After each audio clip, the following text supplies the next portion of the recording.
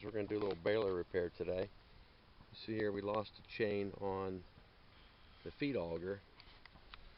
And here's what the problem is. I think that bearing is gone. I'm going to set you up here and watch me tear this apart. Alright guys, welcome back. I haven't put a video up for a while. Last thing I put up was our road trip out to Apollo to make hay out there, which turned out to be an absolute disaster. Not enough time to get out there and do it. Broke every piece of equipment we had except for the tractors. They both held up well. Lost a U-joint on the mower. Didn't video any of that because it's a pretty simple repair.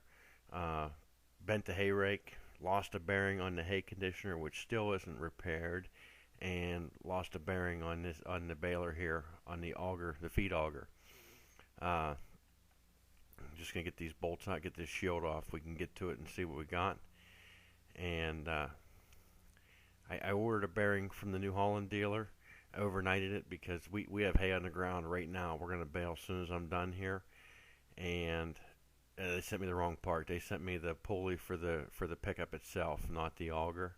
So I went and got 2 brass bushings from the local hardware store, 1 inch 3/4 and 3/4 to 5/8, and I took this plate off here and actually took it to work and put it in the press and bent it back straight.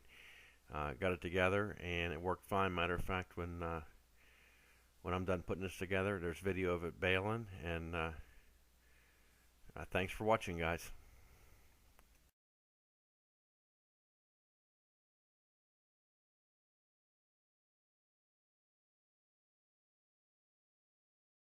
Video actually putting it together, but I ordered this bearing from New Holland. They sent me the wrong one, so I went and got a couple brass bushings and put in there, and we're getting ready to put it together and try it out.